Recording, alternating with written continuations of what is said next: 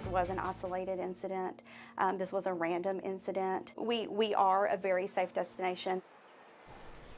Police are still searching for a motive in the shooting at the Tanger Outlets in Sevierville yesterday afternoon. It all started when police say Leon Jones randomly opened fire outside of the Coach Outlet in Sevierville just before 4 o'clock. Police say Jones killed a woman and hurt a man before turning the gun on himself.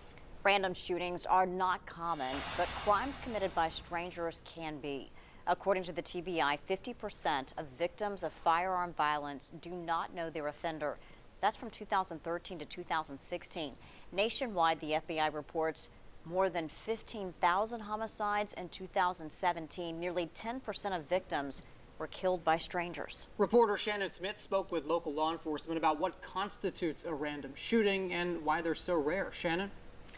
Brandon, Beth, law enforcement says being shot by a stranger and a random shooting are not always the same thing. But when it comes to random shootings, you don't hear about them often. Random shootings are just that, random. Shootings that are unexpected in places that you typically don't see. Like at a mall.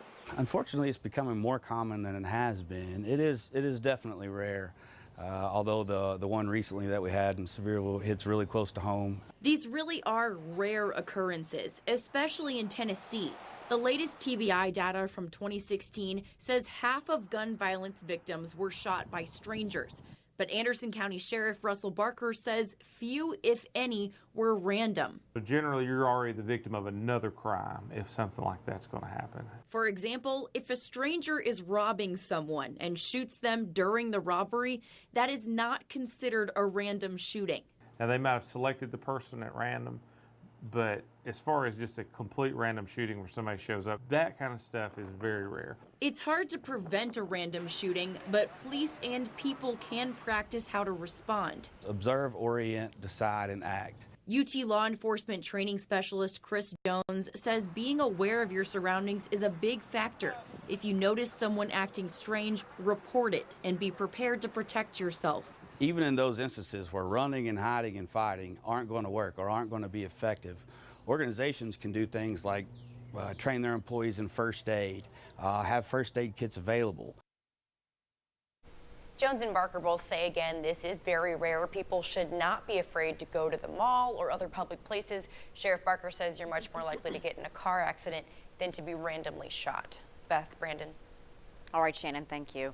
Now, that shooting killed 24-year-old Olivia Cunningham of York, Pennsylvania. Cunningham worked at a nonprofit Christian ministry that helps people with developmental disabilities. She was on vacation in Sevierville when the shooting happened.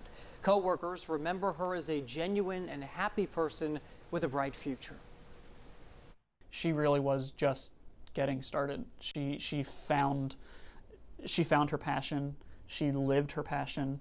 And it really is unfortunate that that was ripped away from her. The shooting also hurt 75-year-old John Marr of Massachusetts. He was released from the hospital earlier today.